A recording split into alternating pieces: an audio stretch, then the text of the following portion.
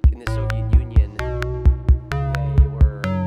they were dipping into that spirituality of space to try to bolster their program. So it's really weird to see Bernie like dismissing it. You know what I mean? I don't think there's any conflict. I think the point is that there's something powerful about that spiritual material. It's hard to tell, like, okay, I see the Wikipedia article right there, Russian Cosmism, and the cosmonauts and the spiritual ascent into the stars shared even by the USSR. Yeah. But I don't have any basis with which to know if the Russian population actually thought about the stars at all, or if they just thought about whether they were going to get bread that day. Like, all we know about the USSR a lot is what the government of the USSR tells us. No, I don't know if it's true. I mean, about Cosmism, I certainly think I was on this Cosmism thing. I just looked it up just now. I was on this thing a few months ago because it was something Terence McKenna had made some reference to it, which is how I dipped into this whole world. But there was a strain of Soviet, at least among like the educated aristocrats or whatever, the intelligentsia of the Soviet Union, there was a kind of, I could easily see there would be, I mean, the average person is probably wants bread, but I think that in terms of like a cultural aesthetic or like a cultural program, there wasn't a conflict between science and socialism, and there was this kind of almost like substitute, it was like a spirituality that derived from science itself. I think was something that was in the Soviet Union. One of the positive things from it, actually, that you might take away from it is like a kind of like elevation of science. Like, of course, that went wrong because just like all religious ideologies go wrong. But that was one. There was some, I mean, hey, they were the first ones to launch a fucking satellite into space. That's pretty cool.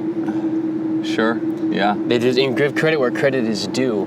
You know, like, I think especially the early days of the Soviet Union, before, like, the dysfunction had taken root, was pretty, I don't know if you got this in the pod, but the reason we were talking about Russian Cosmism is because there was this tweet by Bernie Sanders at Elon Musk about, or presumably directed Elon Musk, about how the government was wasting a lot of money subsidizing space exploration, and that money would be better allocated toward, like, you know, healthcare and stuff like that. And I just think it's interesting because, you know, I see his point. I see where he's coming from.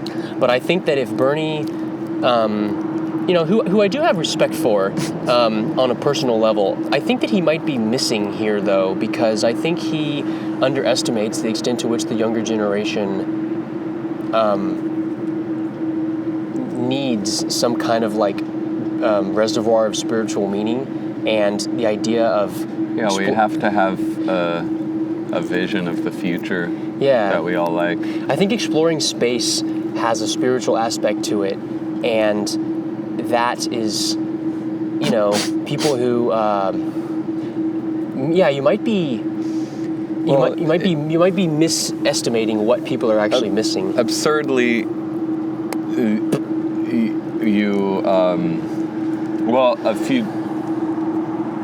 going off Peter Thiel's recommendations of what an inspiring future should have, it should have specificity, and it should have practicability. Like, it should be, like, probable that it'll happen and a very specific thing. And so... and then it'll inspire people. And Elon Musk's vision of the future, like, is absurdly more practical looking, more able to, like, be realized than what socialism says its ideals are presently, of, like, feeding the hungry and lifting up the poor. Those are, like, games that can't be won.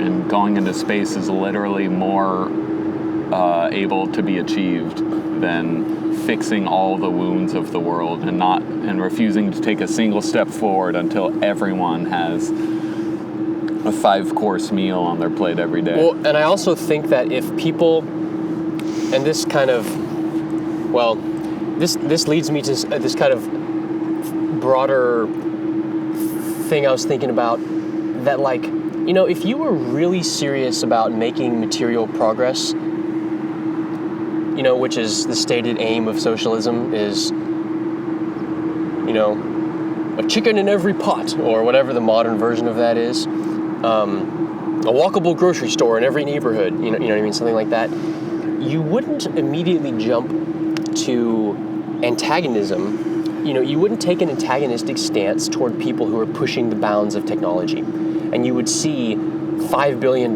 invested in space exploration as a very smart long-term investment that might eventually lead to, for example, the construction of an orbital factory to produce out of raw materials all the goods that could be airdropped back to Earth so that you wouldn't have to mine the rainforest, right? Am I missing something there? Come on, guys. Just make an orbital factory and airdrop the fucking... Easy. No, here's the thing. That is legitimately my position. It sounds crazy, but you know what's crazier? Thinking that you can feed and clothe and, you know, support a growing human population and some... like, because what you're doing, if you're not in favor of taking those radical steps, what you're really doing is you're signaling that you've actually given up and you've retreated entirely into making a personal brand and a political ideology around just being against people who are doing things. Well, that's the only path available to socialist ideology. These are not creative people, and because they're not creative, they could never even come close to creating $5 billion worth of value with their own work and their own ideas. And so to carry out their ideas, they're forced to steal money from people like Elon Musk. It's the only way they can get their ideas happening. Like, Bernie sees money going towards a space program and doesn't think, how could I have been building such a legacy that I would have that much capital to enact my visions in the world? He thinks instead, how can I get that money for myself to do what I think should be done with it? I think Bernie is once removed from that. I don't think he wants to get money. I think that he perceives incorrectly that people still have faith that that 20th century politics is going to deliver a happy life. Because I'm sorry, that tank is running on empty. I think even people who say that they want, you know, that like pine for the Soviet Union type, you know, government-funded vacations or whatever it is, or, you know, like, even if I'm steel manning this argument and people are saying, like, you know, we want universal health care. Okay, well, what happens in the future when the medical technology has advanced to the point where, like, you know, it's possible with nanobots to create nanobots that go inside your body and repair your organs? That is a possibility. And the only way that's going to, like, actually occur is if you invest billions of dollars in science. So it's weird to see socialists like Bernie Sanders take an antagonistic stance towards technological progress, because it's just out of step with OG socialism, which was very much on the, you know, Soviet Union style, which was all about science and progress. I think it was. No, in their messaging it was, absolutely. But their messaging, I'm not talking about the actuality. The branding of the Soviet Union was extremely pro-science. And I think it's a testament to the failure of this kind of 20th century politics that they've retreated from what was their biggest source of inspiration for people. Because when religion got, you know, detonated and that the ivory tower collapsed, you know what I mean? The ivory tower of religion. They presumably went through a few different ideal images of the future and to try which one worked, and then science and Cosmism was one that was actually a little more resonant. Where people could see the amazing advance, you know, they saw Sputnik and they went, wow, maybe we can create a post-religion order, and we can use scientific materialism to provide for people. But I think it shows that you've actually given up on your own. Like you're not really being honest when you decry investment in things like science, like space exploration. My point at this moment is things like universal health care, like the best way to get things done in the world is on the basis of individuals with their own private capital, making their own decisions and getting things done based on their own passions in the world.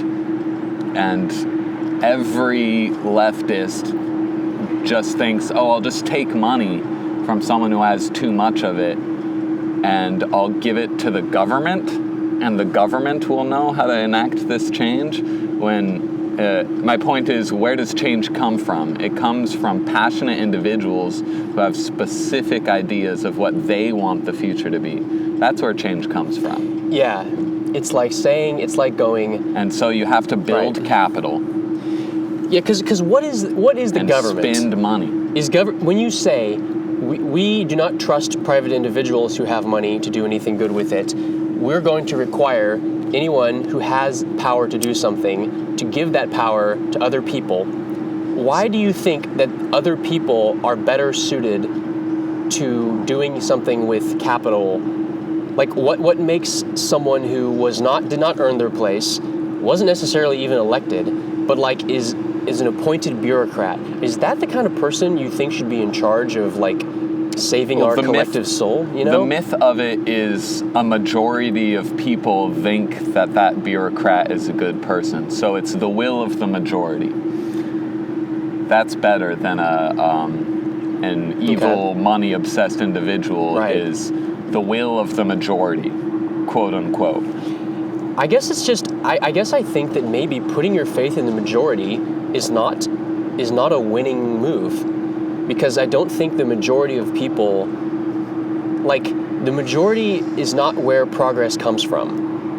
Progress comes from the minority, at least that's my kind of premise on this, I suppose, if I were to examine the foundations. I agree. Like usually there hasn't, because I'm not sure how you can be someone... Comes from the outliers. Yeah, like every good idea was originally a minority opinion until it proved its worth and then won over the majority. Like the majority is always playing catch up. And so if you are someone who holds the belief that, as is very common, that like human nature is bad,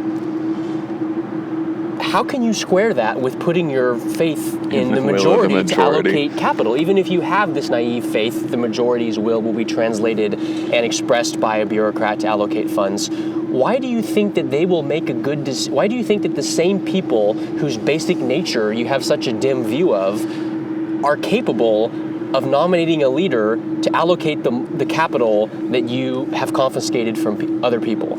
Like, it seems like you haven't thought this through. And that maybe it's like betrays a lack of trust in the basic goodness of people to think that maybe everyone isn't evil.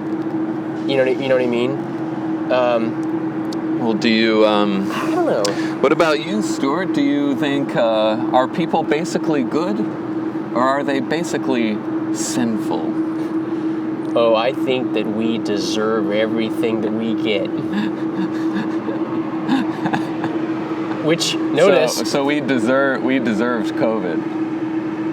Yeah. And quarantine. Yeah, a little bit. We do. Go on, though. We supported it. Enough people wanted it. You made it into a teaser as if you were going to bring nuance into your statement. My point is I think people are constantly discovering just how good and just how evil they are. Okay. I think that we are not... I think that, it's kind of like this. It's like how Alan Watts says, Hold on. Are we good? I just, oh, that's the problem. I was like, am I reading on this? And I totally am. I hope we're getting this. I just wasn't on the right moment of time. Okay. Yeah. We are now in the present moment Beautiful. again. I'm never in the present moment. Very rarely am I in the present moment. I'm usually in the future, which is the Alan Watts says something like, if you think you need to go to a psychologist, you ought to have your head examined. You know, so like the point being that there's a sort of self-fulfilling kind of quality toward what you believe about yourself. So like, I think if you believe that humans are fundamentally malign actors, then that's going to be true. And you're going to bring that out of people. You're gonna bring that out of the people around you. Yeah, and yourself. And you're going to manifest that fucking reality in the world. So I don't know if it makes sense to try to treat human nature as an objective truth, because it is fundamentally the subjective truth of the world. So, well, if you want to believe that we all need to collectively punish ourselves, then you're going to find some decent reasons to justify that. So you get these poetic affirmations of that in like the Middle Ages. The prime zeitgeist of the Middle Ages is the church and our sinful nature, and the main event we remember about that time is the Black Plague, something that directly plays to the zeitgeist of that time. Yeah, among other things, but that's one of the main features, right? Yeah, and it was even in that time, I believe it was seen as a kind of divine retribution against a litany of ills. That's the only way. Right. That's the only lens people had to understand the world.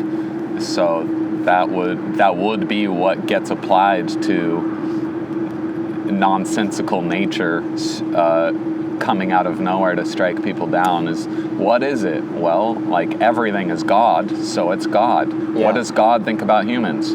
That we're sinful. Okay, so someone must have sinned a lot. And what did we do? Yeah. Yeah. Then you look for something you were doing, and then like of course you find something, and let's switch seats in a few minutes. Oh, you're getting blasted? Yeah, I'm gonna have like a sun-branded Rembrandt, light dark. A Rembrandt tan. yeah. If I stay on this side for the whole. All right, let me know when you're starting to get melanoma, and then we'll switch. Yeah.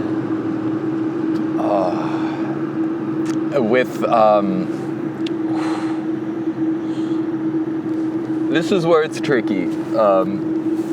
Like that Elizabeth Warren tweet where she points out the inflation, or she uses Thanksgiving.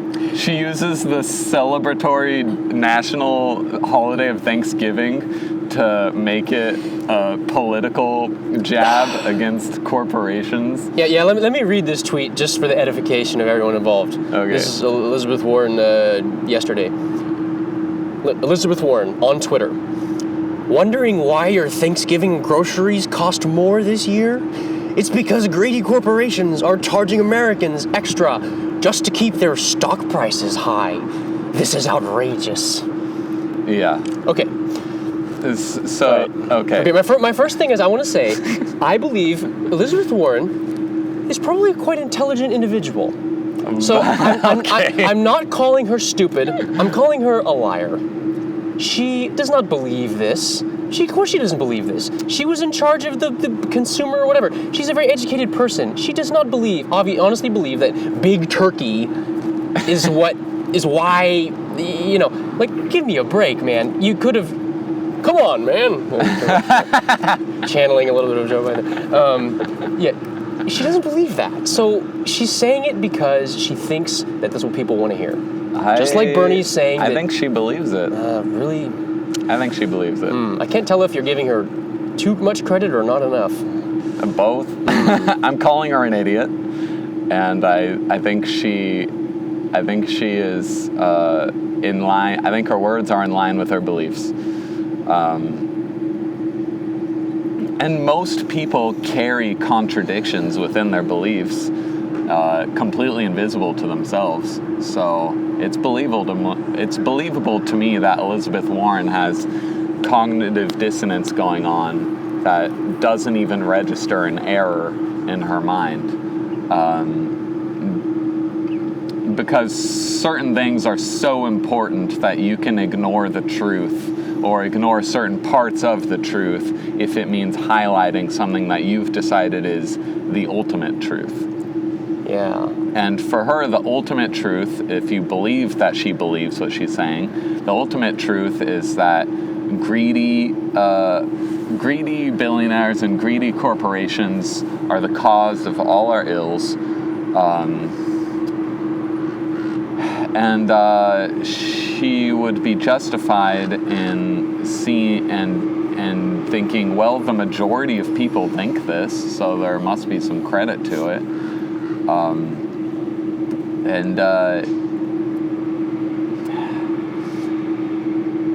There's a way in which that already plays into her beliefs about the world, so there's no need to question that,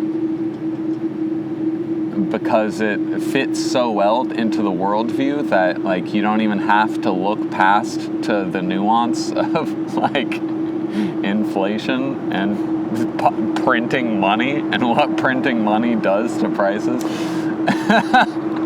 It's insane. Yeah, because, like, I do wonder, like, okay, so if that is the case, if it is just because if greedy corporations are jacking up prices to make, and that's why things are more expensive, why weren't they doing it a year ago?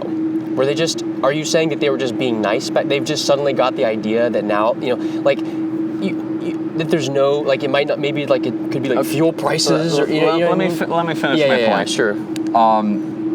According to a lot of the American population, they read that tweet and they see nothing out of line. That's a complete truth statement. It's so self-evident that that's what's going on. She's just saying it like it is.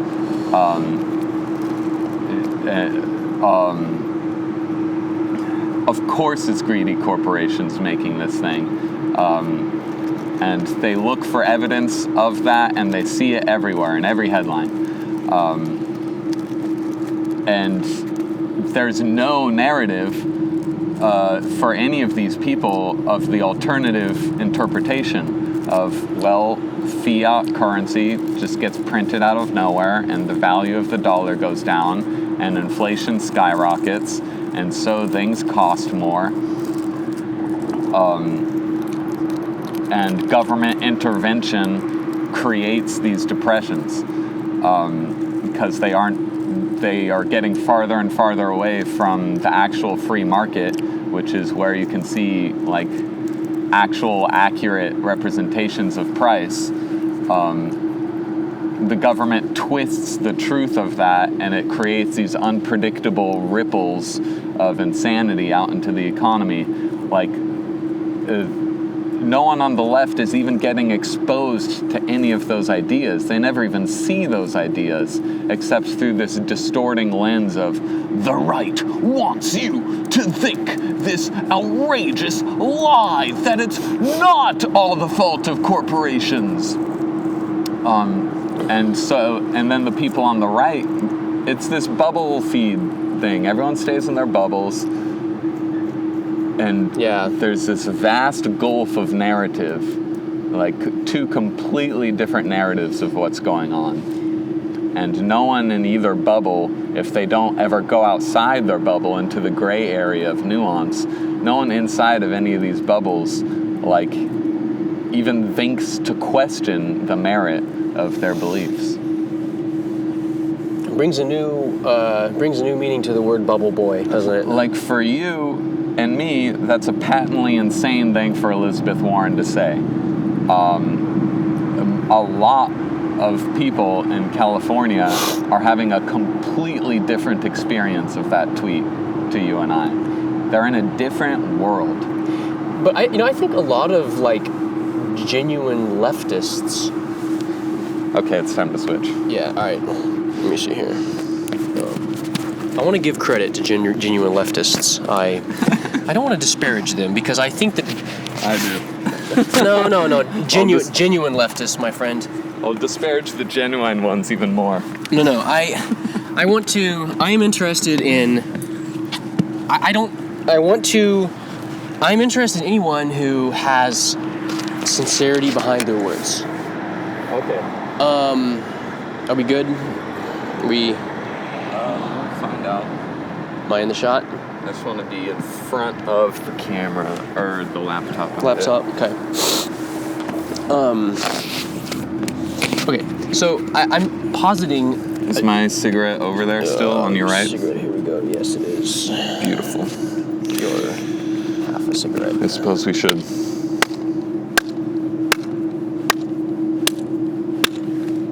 Dude, this is... Sitting here is like the fucking planet Arrakis, man. It's like...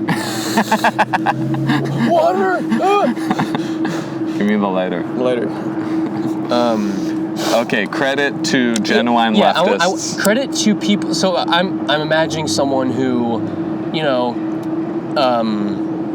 someone who believes in socialism, OG socialism, and wants to see material progress, wants to see, you know, universal health care and stuff like that.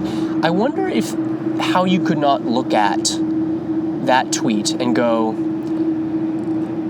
wow, thanks for helping to accelerate the exodus of smart people from our side. Because, you know, there are ways to make arguments that are more sincere and more intelligent. They might end up being wrong, but they're at least more interesting than, like, the throwaway line that, like, it's greedy corporations. You know what that is? It is like the same level of intellectual sophistication of asking a Jehovah's Witness what's wrong with the economy, and they say something like, it's the end times, it's the devil, the fall, ever since Adam, Eve, you know, they ate the apple, the world is just cursed. So you know what? Okay, well, that's your answer. All right, well, have a nice day. I'm gonna go find, you know, well, I'm obviously not going to find like some discussion here. So give me my mug. I would be, if I was someone who was, you know, for example, an intelligent religious person, I would say, you know, perhaps are driving people away from what we're trying to say by making a kind of a silly clown world caricature of what we're doing. So I don't really know I don't know how sustainable this kind of like intellectually infantilizing approach towards people is. I don't know. I'm trying to steelman this because I think that I don't want to be a bubble dweller. I want to find the interesting people who disagree with me. Actually,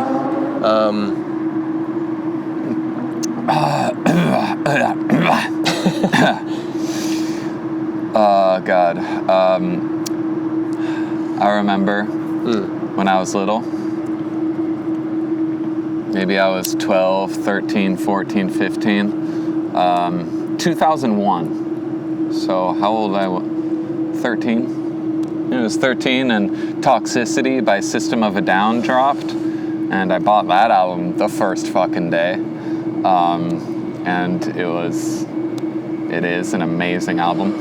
But the first song, Prison Song, is about the prison industrial complex and is just like the tone of the song. If you don't know it, you should listen to it. It is a strange art piece of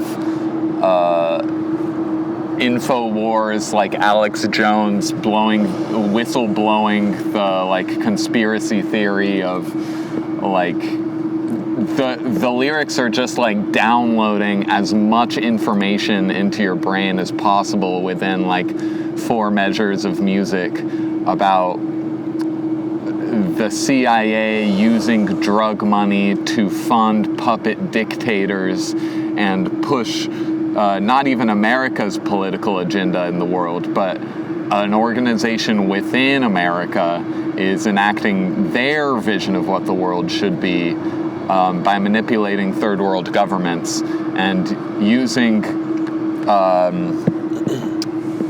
the war on drugs to make money to perform black ops to control governments.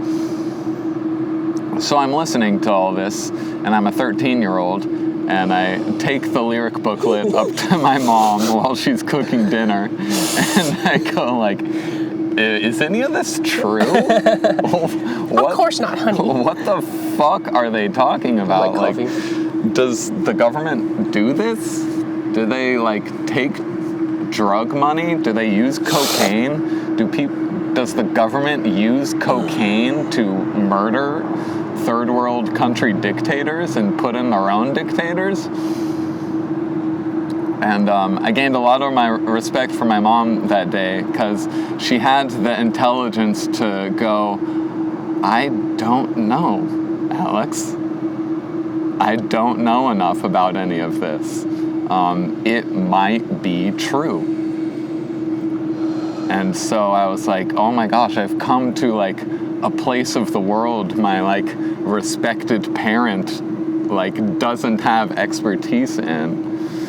And this could be true, but she also brought nuance into my thought process of this could be false. This could only be a conspiracy theory, but it could be true. And if I were to find out the exact facts behind this, I could go research this. This is a world of research open if I was curious enough about how the world actually works, and I didn't get a spoon-fed answer. And she gave me a nuanced view like that about religion too, growing up, because hers was an agnostic household, and my dad's household, and I had to switch between the two throughout my childhood. The dad's household was Protestant Christian, going to church every Sunday, forcing me to go to youth group on not Sunday. The narrative was very set in stone, and also happened to mean voting for Bush and being in support of the Iraq War and all sorts of insanity. But she was very nuanced about religion too, of I don't know what happens when we die. Maybe it's whatever you think is going to happen is what happens to you when you die. Yeah. Remember when it was remember when conspiracy theories used to be left wing? Remember when it used to be left wing people that believed the CIA? That was a legitimate leftist stance to take. Sure. Was simply pointing out what the government is using the war on drugs to do. Yeah. And simply pointing out U.S. interventionism, interventionist wars. Yeah. That was the very honorable role that people on the left had to contribute to the narrative. And now I don't know what it is now. Well, there was a time not too long ago where WikiLeaks and InfoWars was held in a certain esteem by radical left people. Yeah. Because they were seen as exposing the crimes of the Bush administration, et cetera, et cetera. But now, it's you can sort of see this change where people who fancy themselves leftists, and I'm unwilling to ascribe that term genuinely to these people because I still have some respect in me for genuine leftists. This brand of leftism has been monopolized by people who are marching in lockstep with corporate America, the government, and the media. Yeah, to the effect of violating people's individual rights. You have become the establishment. You are now a mouthpiece for Pfizer. And Google and so it's crazy that maybe that wouldn't clue you in that you might be missing something if all the powers that be of the world agree with you. Well, that tells, what I'm saying? I don't know. It's suspicious, isn't it? That tells me that the majority was never for Bush and conservative, just like the majority right now is not liberal and for Biden. They're just the majority accepting what their TV tells them. So if the TV is being fed its script by the Bush administration, then the majority believes that. If the TV is feeding them neoliberal Biden narrative, then they believe that. Oh, if only it was neoliberal. I could go for some neoliberalism right about now. I wish it was neoliberal. I don't know what it is. Not that I think neoliberalism is super great, but I think that neoliberalism was at least predictable. Look, you can see the moon. Yeah. Isn't that cool? Like, we'll look at that eventually and know that there's humans on it making a moon base. I hope they're mining helium. Out of the under moon? Like the cheese of the moon? Is it helium? Yes. Yeah, essentially, yeah. There's the cheese of the moon. There's is a lot helium. of rich helium-bearing cheese up there, and that if we mined the moon. What do you do with helium? Well, you can use it to cool fusion reactors. Okay. You can use it to create like cooling systems for superconducting magnets to generate clean electricity. And you know what? It's going to take a lot of money to get to that helium. It's going to take a lot of capital. But I, for one, think it'd be a lot better to mine helium from the moon than rainforests on Earth or something like that, or wherever else they. This isn't circling back to my thing about just like, come on, have some imagination. Well, people don't understand. Part of the leftism stance is that money isn't made; it's stolen from the working class. It's not even part of the mythos that if you're human, you can make value that wasn't there before. And if you have property rights, you have a right to hold on to the value you created out of nothing. And then that's capital, and then that's energy to direct in ways that's energy that was not latent and ready to be directed before. That's a free market, that's a laissez-faire capitalist attitude that you can make capital. It's a zero-sum game as far as leftism is concerned. And there's only a limited amount of money.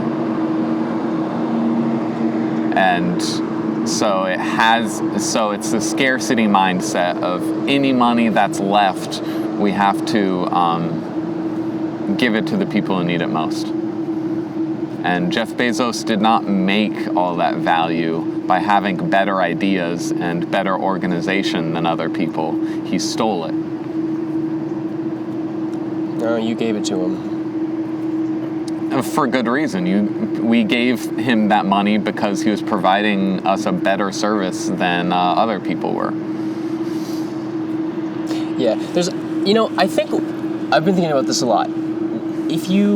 I don't think that capitalism is a well-defined term. I think that what we argue about,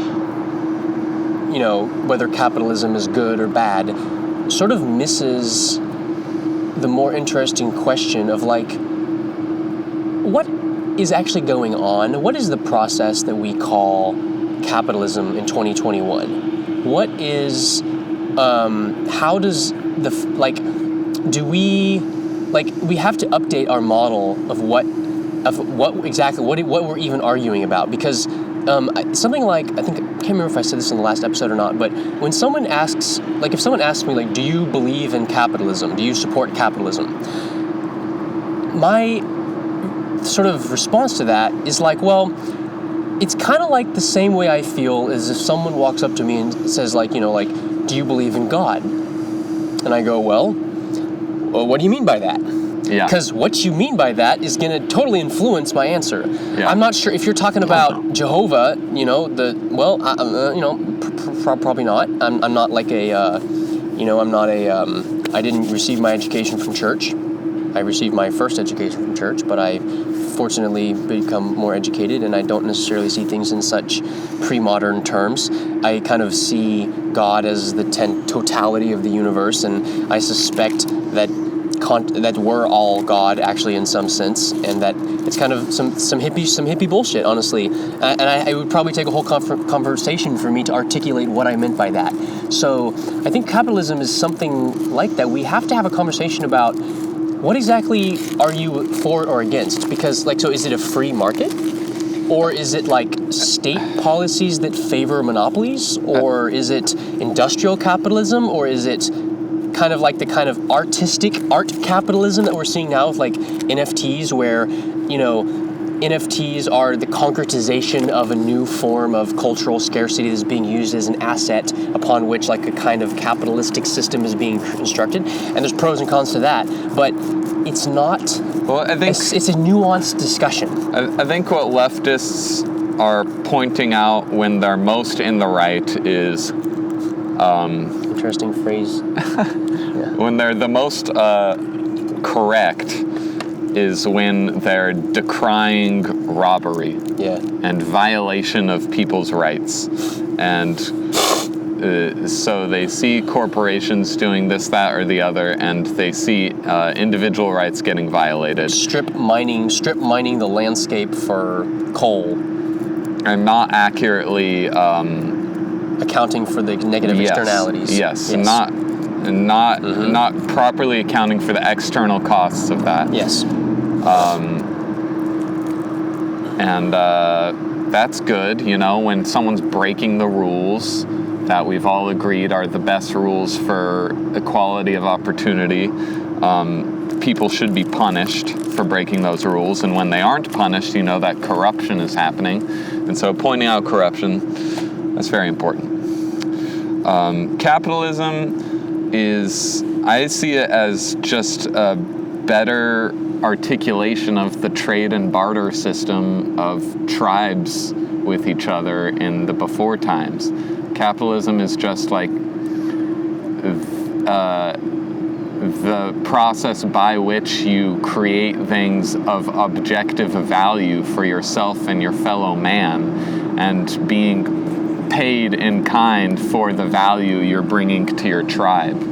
And if you have an idea that's more valuable for more people, there's a token of objective value given to you in exchange for spreading that value to the people around you, so that you're encouraged to keep doing that game that's helping so many people. That's capitalism. Yeah. Maybe it's like something you said, I kind of cued me in, like the word tribe. Maybe what's missing is a tribe.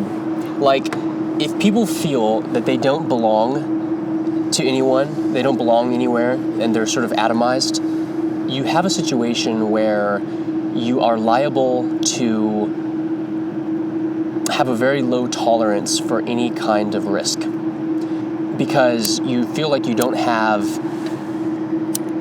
there's no safety net for your identity. There's no way where you can still feel good about yourself if you lose. So like every risk becomes too much to take, and you start turning against an entire system that is premised on some kind of risk. So part of the COVID insanity and clamoring for lockdowns and quarantines and vaccinations and trying to take the risk factor of an unknown virus from 1% to 0 is people's existential insecurity at knowing they're not part of any community in particular. Yes. So the apparent risk of COVID is intolerable for them to contemplate. Or like because they're so isolated in their own lives. Or like the risk of starting a business, for instance. I think one of the reasons why America has had and still does have a more thriving startup scene than most countries, most other places in the world, is because there is a cultural tolerance for failure. To where, like, in America, if you start a business and you fail, people are likely to be like, well, or at least most people,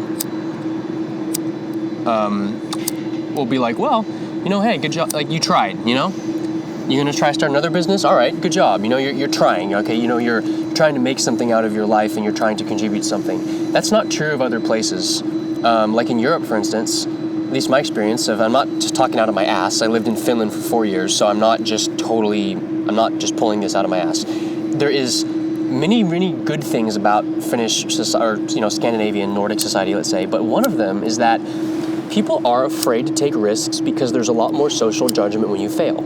Okay. And I think that comes from a culture of high conscientiousness and a sense of kind of like risk aversion. And it makes sense that when you have an older culture that has much more solidified ideas about who you are with respect to others, with respect to your society, your place in society is more something you're born into. There's more shame involved in trying to break the mold.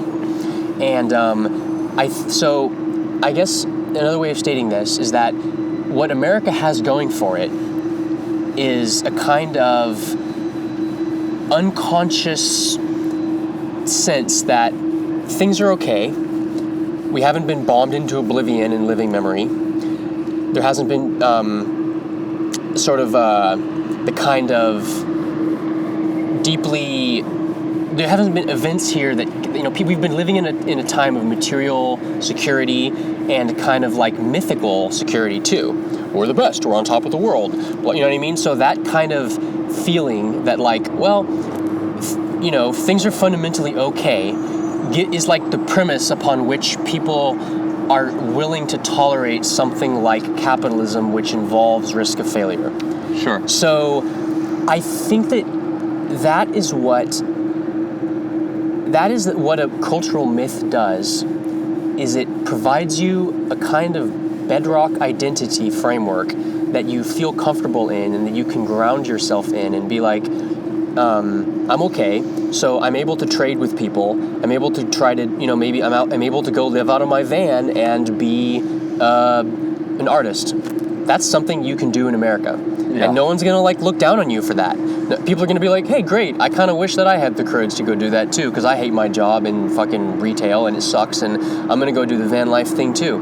And, if you fail, it's like, well, cool. So I wonder, that's a very valuable thing to just give up, which is what this kind of drive toward everyone just trust a technocratic expert to you're leaving a lot of potential creativity on the table, and I don't see how people who were formerly considering themselves to be of the artistic risk-taking mold-breaking class aren't you kind of embarrassed to get behind centralized managers? Aren't you embarrassed? Aren't you saying isn't there a little bit of an artistic criticism there, where really that's what you can come up with? That's what you're going to do with your life, is agitate for someone else to give you the answer and then pretend that you are being the most responsible person in the room for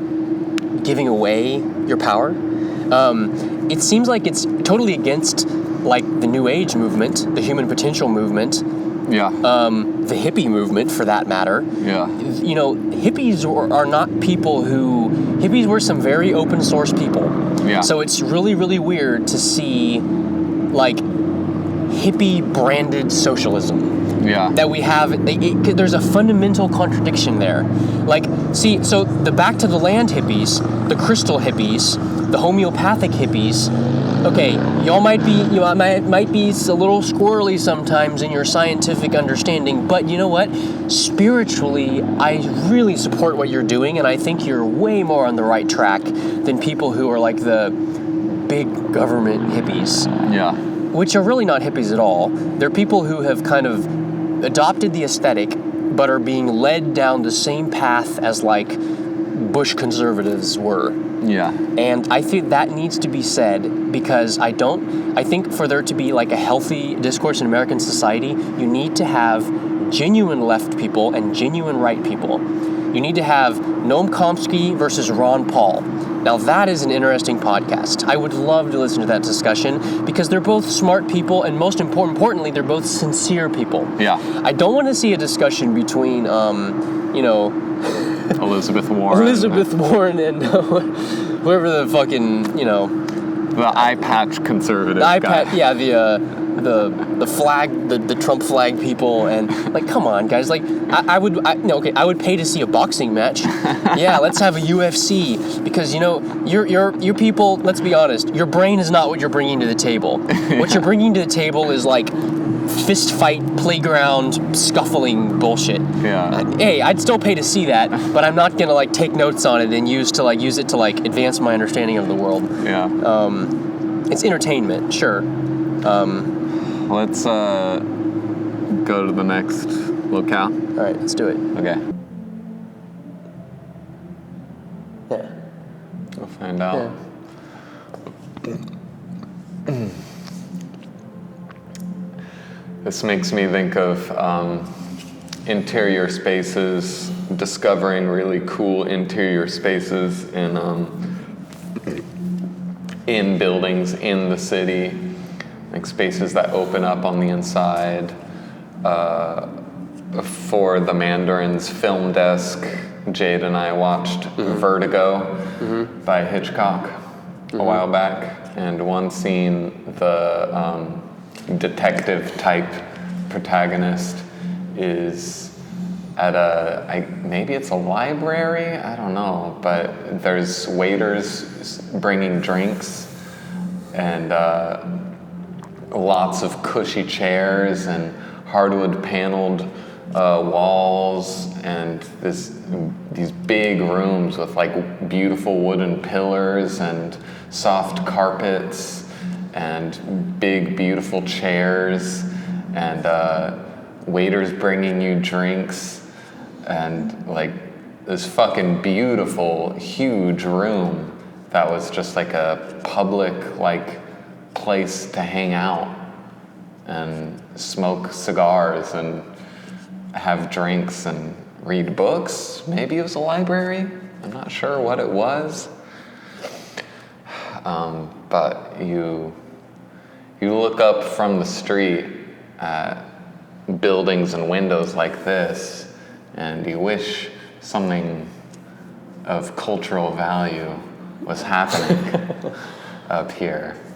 There is something of cultural value happening up here. And now there is, yeah. It's not what we're doing, but I'm just kidding. Oh, okay. But here we are in this empty room. It's a beautiful room, but it's empty. It's just being used for nothing until we happen upon it. Yeah, I don't know. I like, it reminds me of this idea of liminal spaces. There's a whole subreddit devoted to liminal spaces, which are like spaces like that are kind of hard to say what they are, but they're like a space nonetheless, like a big empty loading dock behind a mall or something where there's just like big stacks of ramps, you know what I mean? Like very places that are hard to categorize, or like an abandoned building of like a big stairwell inside of an abandoned building or something where it's like it's a place of transition where no one has lived there, nothing has. It's like the interstitial spaces kind of the world. Yeah, and it's like carved out of empty space by concrete and foundations and stairs. Yes. But then it's just held empty, silent, filled only with your mind as you walk through it. Yeah, the shape of the space is sort of defined by the edges of all the things around it that are kind of placed there. like alleyways or maybe there's something about those kind of spaces that allow you to feel a little more undefined. There's this respect to empty spaces that my mom also instilled in me by modeling it, where she just values empty, open lots of nature and doesn't want them to all be filled in with developments. She just thinks like some open spaces should just be left like that, with trees and wild grasses. And not necessarily made into like a park or anything, just held there as like emptiness itself. Like a gravel lot with some trees and to just like lubricate all the like actual event object spaces we have, to have empty spaces as well. And I'm relating that to rich people's houses and how most of them are the interior decoration of most of the rich houses I've seen is atrocious and shows a complete lack of taste and design aesthetic. And each room is basically just filled with as much shit as possible. And the rooms themselves inside of a mansion are like really small rooms. And there's no like use of the space to just be space. Just like take 5 of these rooms and turn it into one fucking big room. And then resist the urge to say what it is. Yeah. Yes. Yeah. Right. Like I haven't seen many big rich houses that actually like created space with the rooms. Like the actions of the interior decoration have been to like pare down the space and like they're as if they're afraid of being in a room that's too big, or like being confronted with their own thoughts. So it's just like filled with clutter and shit. What is your dream big rich house? Like a mix of both, like big fucking rooms and big liminal spaces, like big hallways, but also like rooms and rooms and rooms and rooms for you to like discover. Labyrinths. Small rooms, big rooms, rooms connecting through the back wall to other rooms. Secret tunnels and shit. Yeah. But like having there be a logic, a flow and a logic to it. Like the first, like a draw or an entrance hall when you first come in, and other like, and just spaces that are meant to be big and empty and are not filled in, are just left big and empty. But like people have to like use rooms. Rooms have to have uses. Otherwise, they're grotesquely pointless, and big entrance hall type things are for parties, and I don't think we really know what parties are for anymore. I don't think we really know what we have to celebrate. Each other. Or what to do when we get to that celebration. I think parties are just about celebrating each other. But we too often fill in the open space of a party with inebriants. Inebriants? I like Is that a word? It's better than the word intoxicant.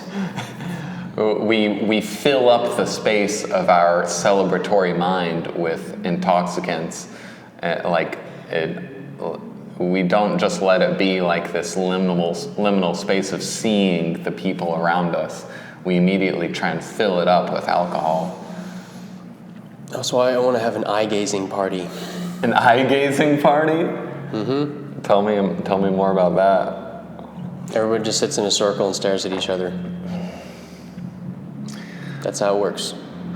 I remember one workshop I was in that was led by a dance instructor, and it was like 4 weeks or 6 weeks, and this group paid the instructor however much money to be a part of this 6-week thing, and once a week we'd get together and do whatever shit she wanted us to do, for purposes of new agey individuation through dance, finding out who you are and how to transcend your obstacles and stuff. Yeah.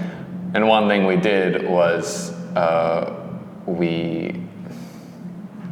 I guess how it physically worked was we were in 2 lines going past each other, so that we were eye-gazing with everyone. And so one by one, you were standing in front of one other person of the group and just eye-gazing with them. And then after a while, it would rotate, and you'd go to the next person and eye-gaze with them. Yeah. And there was no talking. How was that? What I remember most was what Rebecca said when we were talking in a circle about it afterward. She says, well, now I'm convinced that we're all actually aliens.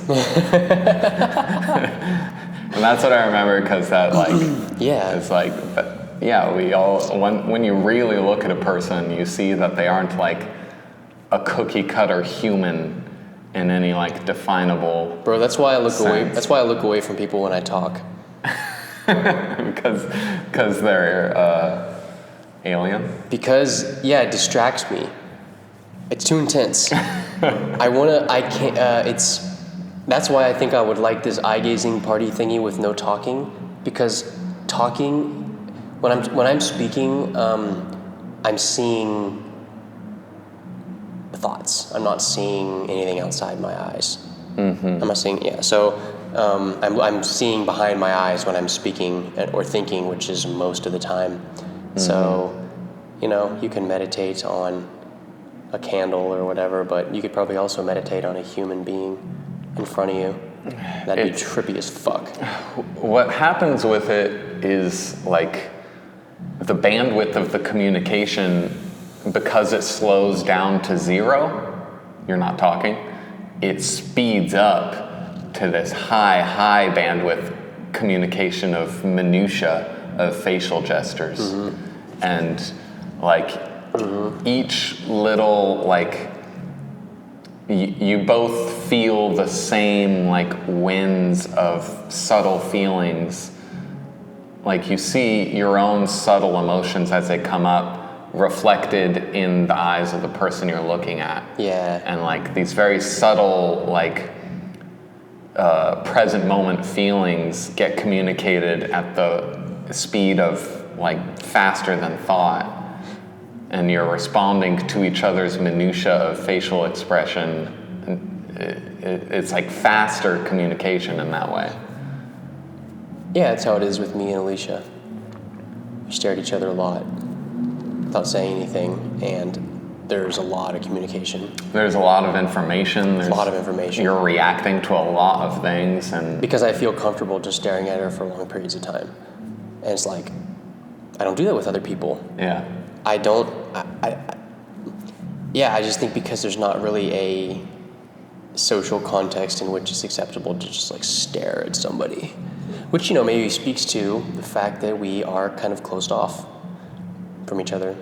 And it's also not socially acceptable for most people to go up to each other and like open up about their emotions. Because, where do we both stand here? Where, you know what I mean? It's this kind of like risk thing. It's this risk-taking thing that we're kind of hobbled by the inability to take personal risks, financial risks, political risks, intellectual risks. There's a kind of fear that pervades social interactions that kind of like holds people back, I think. That's the thread that connects them. There's a sense of what's important too, what your priorities are. And so obviously you and me, our priorities are in these careers and in these projects. So we are eye-gazing with our project. And that's a higher priority than eye-gazing with any given person you run into. My priority is to avoid boredom. I flee from it like the plague. What if you found a Stuart? Ooh. I think all progress would grind to a halt. Would you then be inspired to eye gaze with such a person? such a being. I do not know. I think if I ran into an Alex, I would have to move past that point, even into my own work I had to do that day, would require a couple hours of eye gazing first to just try and parse out oh, this is Alex, this is him. Who is he? Yeah. Yeah, that's an interesting thing to contemplate is how would you react if you were introduced to your clone who also thought they were you? I would start a business with myself. Oh yeah. Fuck yeah. Well, double. That's what I would that do. Work? Sure it would. How do you delegate tasks? Because you would both want to do the same thing. But no, it'd be like how you always wish for another pair of arms. Yeah, exactly. And we would have legally the same identity. And you would know that what they wanted is what you wanted. So yeah. A lot of things would be smooth. Mm-hmm. Lines of communication would be very smooth because the transcendent object you're both chasing is the same. I'm imagining that actually that would be a really fucking cool premise for a movie. But then is your fulfillment, do you get your toes stepped on? That's the tension. Who gets the trophy? So the way that the way this movie unfolds is that some sci-fi accident happens or whatever, and somebody gets cloned, right? Okay. And then they meet, and maybe this person feels like they just, they're not getting as far as they want to in life or something, and so they fortuitously meet. They're fortuitously introduced to their clone, and the two of them being the same and having all the same insecurities and all the same priorities decide, well, now there's two of us. Great, we can work together to achieve all these things. But the tension would be, so at first everything's beautiful, but then they start to slightly diverge. Well, because that's what would happen. It's a mitosis of personality would happen. It would only be stable for a while. Your individuality would immediately begin to assert itself as, well, the I of me is here. It's not in Stuart right there. So you would instinctually start to do things simply because they were different from what that guy was doing. Yes. Yes. And both people would realize that at the same time and be like, fuck! It'd be great. Even thinking about this is making me self-reflect. It'd be crazy. Yeah, and then eventually I think you'd either have to really expand your consciousness or you'd become like nemesis. I mean, you'd go through phases, just to spice things up, you'd become enemies for a while. You'd have to. Just to keep it fresh. For real. Yeah, and that's the thing. People have this interesting relationship to people who are similar to them, where there's a kind of tension and there's an edge in any kind of interactions with people who are too similar to you, and you can be great friends or great enemies. Well, those are the people that you sharpen yourself against. Those are the people that inspire the most vitriol out of you interpersonally. Are the people you have nothing in common with. You can't become their enemy. No. But the people who are really close to you in personality traits, there's the potential for real hatred there.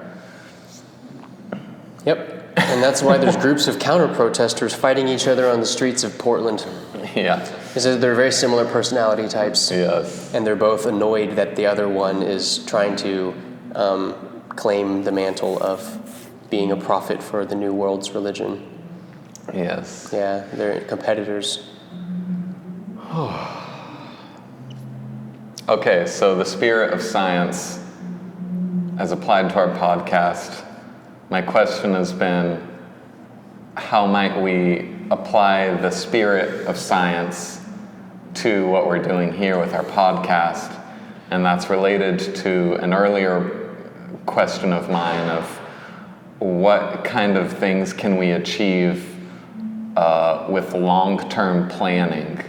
Like, could we create new thoughts by steady iterative work, podcast by podcast, and then at the end of a year have some like magnum opus thought that we didn't have at the beginning of that year?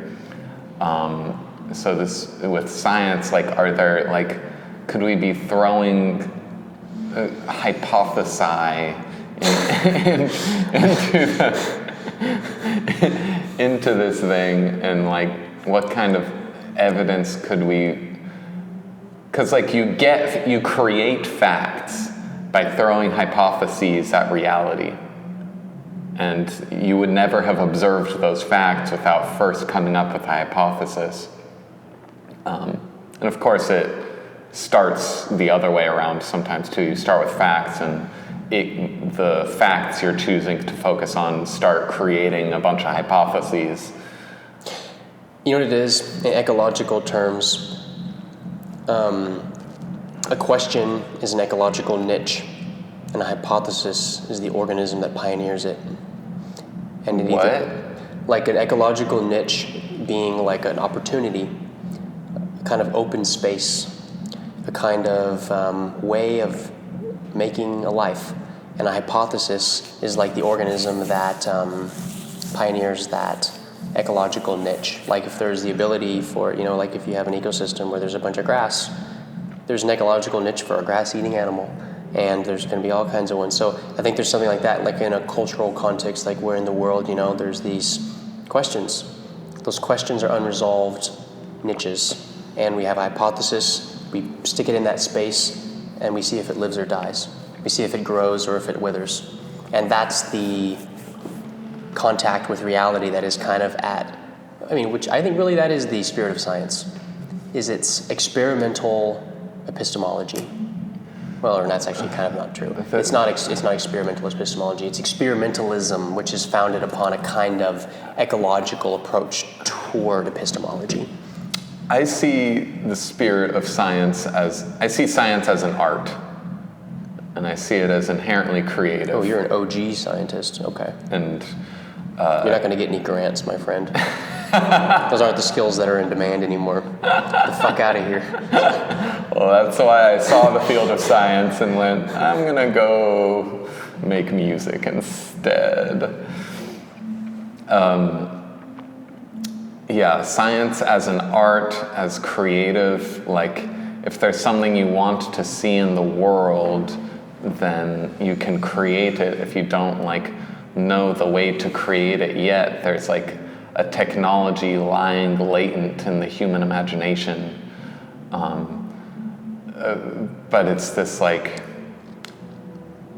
you have the ability to throw anything out into the universe in the form of a hypothesis, and the universe has the infinite the universe, you cannot predict what the universe will knock back at you with, but you can't get at some of the more wild phenomena of the universe and finding those deep sea creatures like the lanternfish. Yeah, you can't find those more radical features of the unknown world without generating some really wild hypotheses.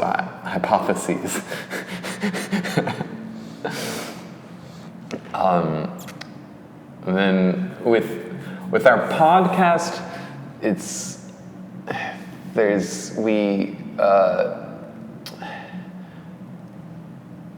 where I'm starting with is like, what the most mysterious thing about it is that it always happens. And that there's always material to discuss. And it always goes somewhere. And it rarely starts from any point in particular. It never starts at it. No, literally, yeah. I think, well, I guess I'll have to take a little bit of a circle around this to get back to what I'm saying here. But okay. I guess going back to that spirit of science thing, for me, the spirit of science is encapsulated in the phrase nullius in verba, which means on the authority of no one. And that is say the phrase again. Nullius in verba. Spell it. I believe, and I might be wrong, I think it's Nullius Inverba. Nullius in verba. So like nothing in the word. Like basically by the authority of no one. Yeah, that's the meaning of it, is that it is and that was the motto of the Royal Society in England during the Scientific Revolution. And it was a political statement saying that truth is not handed down from who's in charge politically. Truth is... It's self-evident. It's clawed out of the world through experiment. It's self-evident, yes. It exists whether it's allowed to exist or not. Yeah, basically what it's saying is that the final word on, for example, the debate between geocentrism or heliocentrism, like Earth center, for people who don't catch that, Earth center versus Sun center of the solar system. The final authority on that debate is what you see through a telescope and what you can justify through your observations, not what the Pope says. Yeah. So that attitude, that fundamental attitude, is the very core of science, which is why science is fundamentally, at its core, anti-authoritarian. Yeah.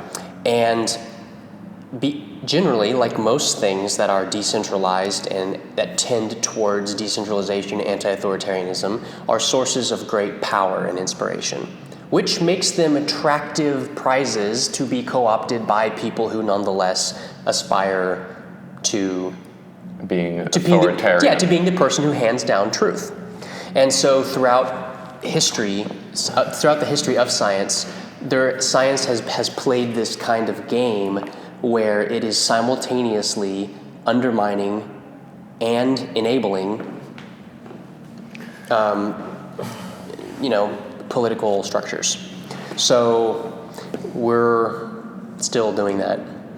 And I think that science probably, in this day and age, is not really seen for what it was anymore. Scientists certainly aren't what they were anymore. No, they're these bookkeepers now. Yeah, they're administrators and lackeys. They're not... And automatons. And they're experts at acquiring grant money. I'm not speaking for all scientists. I'm saying the system that is in place rewards the kind of scientist who wouldn't really be a scientist by the older definition. It's not, the work of science today is not exciting. It's about keeping a good ledger and recording data of minutia on the differing levels of magnesium in a rat's fecal matter. Yeah, to be fair, I think that there's a lot of unsung scientists because I think the primary characteristic of a scientist is curiosity. And unfortunately, there are less avenues to monetize curiosity and basic research, and those have been retired in favor of science that is designed to continue to fund the institution that was set up originally to sponsor that science. Mm-hmm. So there's this kind of decay where the control structure, the superstructure, the research university, started off as a way to foster scientific enterprise by kind of shielding people from having to immediately commercialize the work that they were doing, which is an amazing investment on the part of the public. If you want to talk about a high value return public investment, the kind of, hey, this guy over here is, with these smart folks, let's provide let's provide an environment for them to where their ideas can get funding and they can experiment and they can kind of that was a smart, that directly and indirectly led to a lot of what we have today, and it was very smart. But I think that what's happened is there's a kind of, this is that stagnation of progress that Peter Thiel kind of goes on sometimes, where there isn't really those kind of bold moves are increasingly happening now outside of public institutions because they have to. I mean, look at SpaceX. Yeah. At risk of constantly bringing up SpaceX, I'm going to bring up SpaceX because, I mean, if you've really been paying attention over the last 5 years of what they've done, they've done more in 5 years than NASA has done in 50. Yep. In terms of solving a specific problem of building the actual infrastructure necessary to do something like mine helium on the moon so that we can have nuclear fusion and I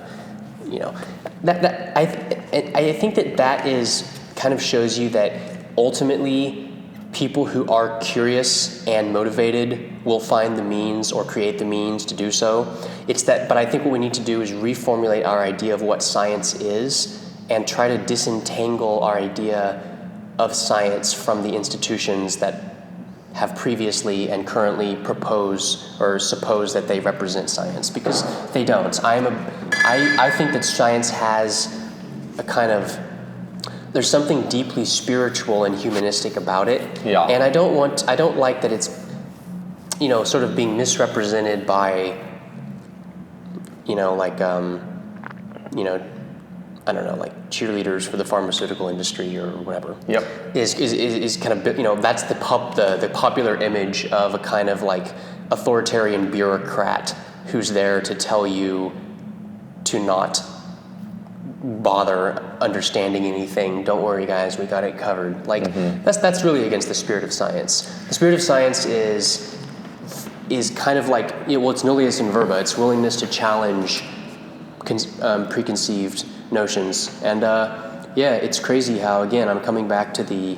Let's move this whole thing out of the sun after you finish your sentence. So science is, I think, I'm connecting this back to what we were talking about a few minutes ago about where I think that the real kind of curious people who used to be liberals, most of them, have given up on, they're leaving something on the table when they're walking away from that kind of mode of inquiry, that willingness to challenge conventional wisdom, even at risk of being seen as a spreader of misinformation. Like the misinformation thing is it's like an anti-curiosity meme. It's going, well, careful what you say because don't, I'm sorry, have we got to a point where like people saying dumb shit is like, we're afraid of that now? Like, is that how insecure we are?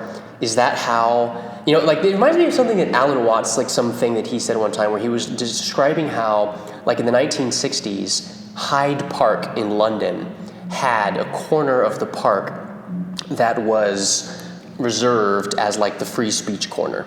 Yeah. And that corner attracted all sorts of anti-war activists, radicals, like people who were like against racial segregation, which at the time was a radical thing. People who would go to that corner and like say all kinds of stuff against the government. And the way he describes it is like, and the police would kind of stand around there and they'd be leaning on a lamppost, smoking a cigarette and just like looking at these people, and they didn't feel threatened with it because British society at the time was very secure in itself. Sure. And so it could tolerate, the nutters in its eye going out there and doing that. And they reserved a space where you say whatever you want. It wasn't, and that was the mark of a secure civilization, a secure society where people felt like, well, whatever you are saying, however many people you convince, it's not going to threaten our consensus reality. But now we've gotten to the point where our consensus reality is on such shaky ground that a lot of people are very threatened by anyone asking questions. Yeah. And that is the surest sign that you actually really do need to double down on asking those questions, because precisely the ones that make people feel uncomfortable. Yes. Because that is the questions that need to be answered, and probably actually might ironically help you out of the place of insecurity if you were to find answers to them. What can we do with a weekly podcast to fan the flames of science in our own lives? Well, yeah, when you say it like that, I think we'll find out. I think we'll understand retrospectively what we're doing. That understanding, I mean, yeah, it'll be spontaneous occasionally, but there's the opportunity to accelerate that understanding by asking questions. Okay, we could do kind of hypothesis testing thing where like every week, it could say something like, what is something that you're not really sure about? Say it what it is, some kind of belief, some sort of proposition, some kind of model, some statement that is like something that you genuinely are not sure about. And then next week be like, let's reevaluate that. Are you more sure or less sure about what it is? And you kind of trace the progress of a particular, that's what I'm interested in on this podcast, not just talking about like Elizabeth Warren tweets or some shit like that. Like we already know what we think about this and we're just like harping on it because, so it's like something that reinforces one of the other central ideas we talked about, but like something that like I genuinely don't know how I feel about. That I have not formed. That is a funny idea for a podcast though, specifically Elizabeth Warren's tweets. I would not watch that podcast. I would get so sick of it. And you know why? There are so many podcasts that's what they do. They're like, it's like punditry, commentary podcasts. They critique tweets. Yeah, where it's just like, and then there's podcasts talking about the podcast. But they critique the tweets of interesting people. If we just picked Elizabeth Warren as our patron goddess. Oh, that clued me into something. That was something else. Okay, this is another thought. I don't know if I'm going to bring this up right now. Okay, yeah, I'm going to bring it up. Okay. So, actually, you know what this is? This is a perfect example, actually, of something that I'm not sure about.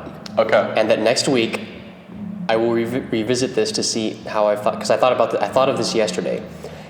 This is my hypothesis. My hypothesis is that society is moving toward that the new religion that we're constructing in lieu of not having Christianity anymore. I think the new religion, my hypothesis is that the new religion will be polytheistic. Okay. That we're going through a phase transition from monotheism back to polytheism, and that celebrities like Bernie and Elizabeth Warren and Elon Musk and Donald Trump and Alex Jones and all the people who are like the fodder of identity signaling discourse in the world, those people are like demigods. That they're a pantheon. They're the pantheon. They're the pantheon, yeah. And so like we tell mythical stories where there's like and did you see in February where so-and-so smacked down so-and-so, and then this person replied to this, and then this happened. And it's like these tweet exchanges of like between like Jeff Bezos and whatever are taking on the quality of like Greek myths where like, and they're used as like an explanatory thing for why something is. Kind of like how, like in the Greek civilization, it was like, well, the reason why the sun comes up every day is because, well, Apollo does this. And so like it's ascribing action and agency, and there's like a pantheon of personalities that kind of are and my hypothesis is that maybe what will happen is that in the future, our economic system will start to concretize around cults of personality that will be the bastions of kind of like social capital, where you will have like people who are like different cults in the classical sense of the word cult, like different cults of people aligned with luminary personalities that kind of create this polytheistic cultural system where instead of just like in the beginning was the blank and then blankety blankety blank and now we're here, that instead of like the monotheistic creation myth where it's just like take all your questions and please redirect them to Genesis 1:1, like that kind of like focusing on one single literal statement of why things are the way they are. And it's, if you ask like a church Protestant person, they're going to say like, if you ask any kind of question about like, well, why did, for instance, like where did, Adam and Eve, like where did they get the other women from? Like who were those people from the land of Nod? Like how does that make sense? You'll get an answer like, well, God works in mysterious ways, but in his infinite wisdom, don't worry about it. That's monotheism. It's an unwillingness to create a narrative to explain things, because there's a kind of almost like heresy in creating additional narrative. Whereas in a polytheistic thing, well, polytheism is all about spinning up new gods. There's hundreds and thousands of gods in the sort of, there's like different tiers of gods. There's there's Zeus and there's Hera and there's, I'm not honestly educated about Greek mythology, but I'm just going off like the off-the-shelf examples of Greek gods. But beyond that, there's like the god of corn and the god of, whatever. Yeah. And like there's local deities, and there's even like in a lot of cultures like Hinduism, there's like personal household deities so you see this diffusion, this decentralization of divinity. That's a cool phrase. And I think that maybe like my hypothesis that I'm going to revisit next week is that maybe our culture, we're heading into a polytheistic phase of human civilization. Well, I think they add to each other. Like a healthy monotheism is built on a polytheistic, decentralized equality of connectivity to a divine experience. Like there's a miniature individualized version of the divine hallway within every person's soul, and that's a different reality for you than someone else's spiritual experience for them. And so it's like infinitely variegated, but what is monotheistic about it is like shared traits across all human beings. The light of consciousness, like the potential for free will. And a monotheism is not like making a person, but like observing certain things that are common to every single polytheistic deity and every single like different human spiritual experience. There's like these shared traits across all of them, and then you can start to extrapolate what the one faith is. But the one faith can only be healthy and generative to the extent that it expands to include an infinity of variegated spiritual experiences. So the polytheism needs the monotheism and vice versa. Well, this kind of is almost like mirroring that discussion we had about how there's cycles of decentralization and centralization. Yes, yeah. This is the metaphysical case of that. But I wonder what you mean when you said the divine hallway of mirrors, or not, the divine hallway. Yeah. Is that what you're saying? Like like a hallway of mirrors where there's a kind of like that's within each person, or you're speaking more to the doorways, the kind of branching nature of. I'm saying there's a potential to embark on a thought process that connects you to a spiritual, revelatory, personal, subjective experience. And it's a hallway because it's not, the prayer is not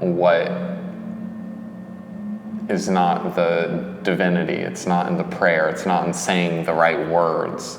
It's in what happens to that specific person on that specific day with the specific life scenario they're in that week, and they apply their practice that they personally have, and through that practice a novel experience happens.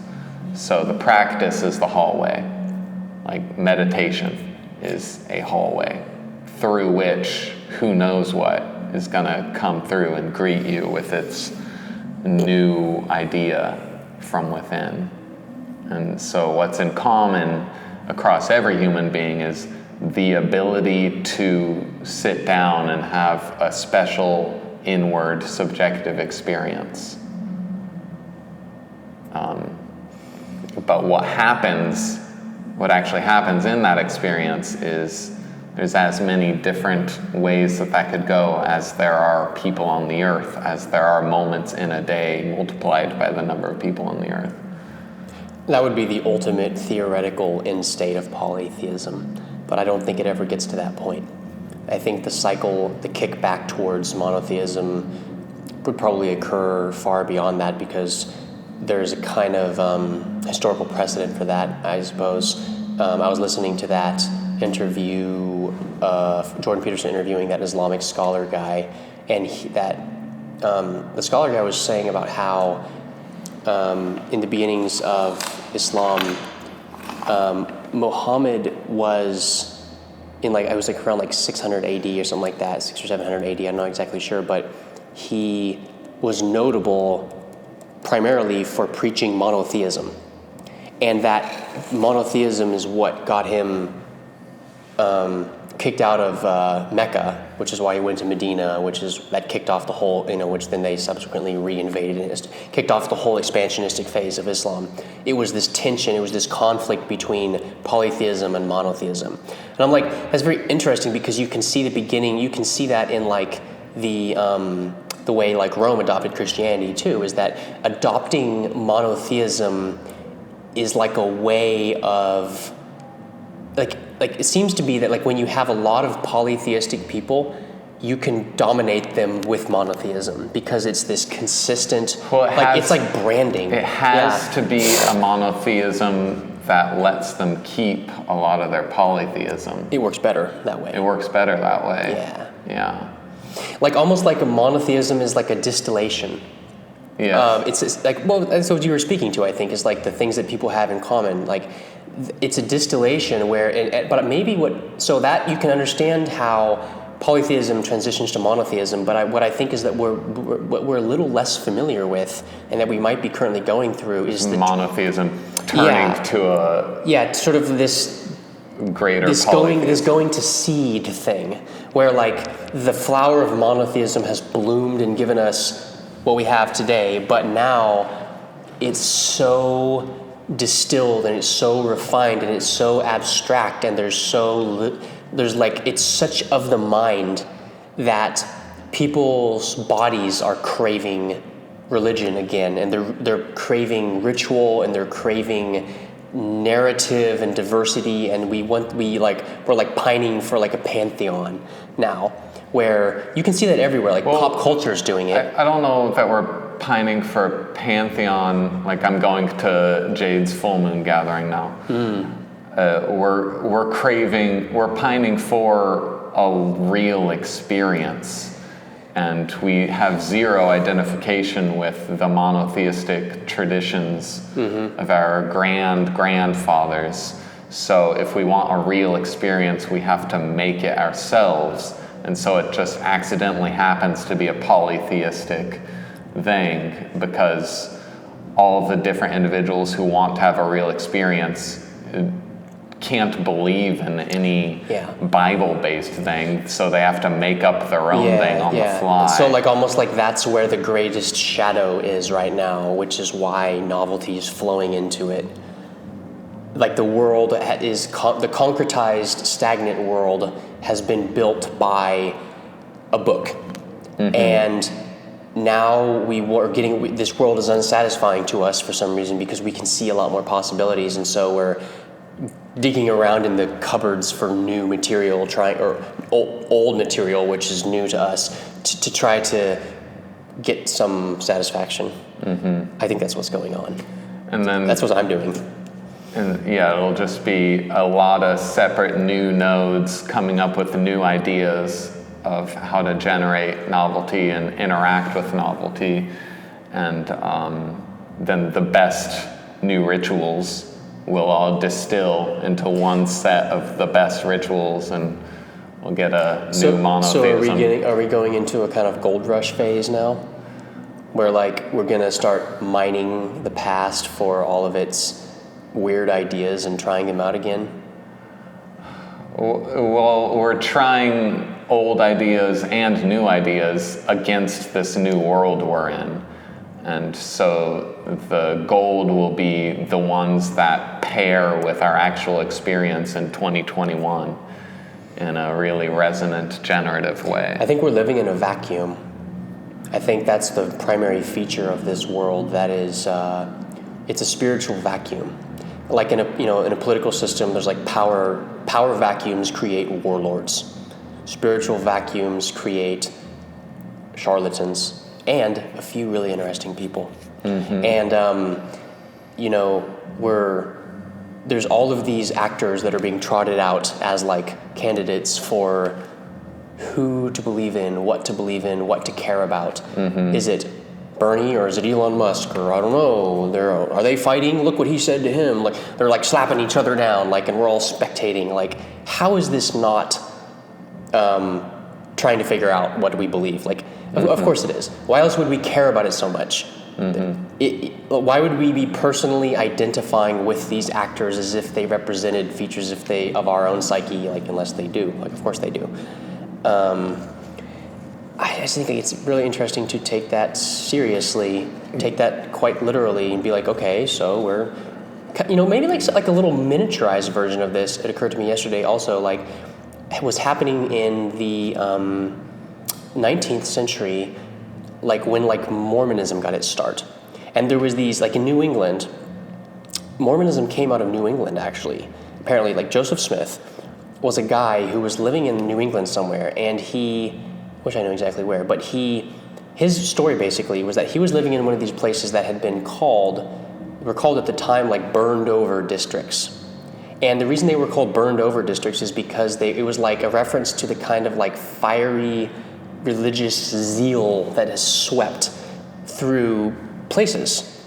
It was like this kind of like, it was like associated with like the Great Awakening and like charismatic preachers and like this kind of spiritualizing trend that like swept through and made people do things like, like Joseph Smith, he found like a seeing stone and like got words from an angel and like was all like into like sacred groves. It was like very animistic, very something that's like super familiar to like most like tribal religions in the world. So that was like almost, you could look at that as a kind of like little crack in the monotheistic edifice that, because the 19th century was an incredible tech change. It was a time of incredible change as well. And so when you're in America and now you're in a republic, which hasn't happened before, and there isn't a church authority, and so like there's just all these towns, and so some guy figures out that like he can get this wisdom and lead these people and have like 20 wives and go out into the desert and make his thing, and like, okay, let's gonna try this experiment now. And a lot of people were like, this is exciting because I was getting really bored and now this is exciting again. Sure. So we're gonna go out and go onto this like spiritual quest, and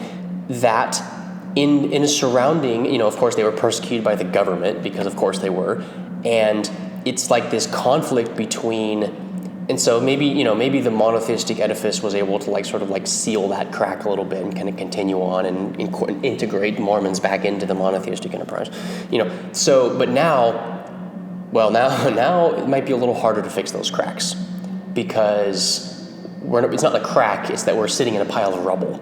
Yeah. So it's this spiritual vacuum where there's like 1,000 Joseph Smiths, and they're all kind of, they stand out less because there's more of them, but like we take it for granted. Like we're living in a constant Tomorrowland. We're living in a kind of future image projected vacuum of expectation and constantly trying to figure out what is going to happen. What's going to happen? Like, what cryptocurrency should I buy? That's a little special case. That's a financialization of this impulse of like betting on the future. Like we're not concerned with the world anymore. We've just written the world off, and we're going, all right, what I really want to think about is what's going to happen next. And like most people think, I'm in that mindset. Most people I know that are paying attention are in that mindset. And even people who aren't paying attention are in that mindset too, but that manifests as a kind of allegiance to some ideology of people who are confidence men, basically, or women, Elizabeth Warren, who are kind of like selling people certainty. It shows there's a demand. There's kind of a demand shock on the metaphysical economy of the world, and that there's quite a supply chain disruption at the moment.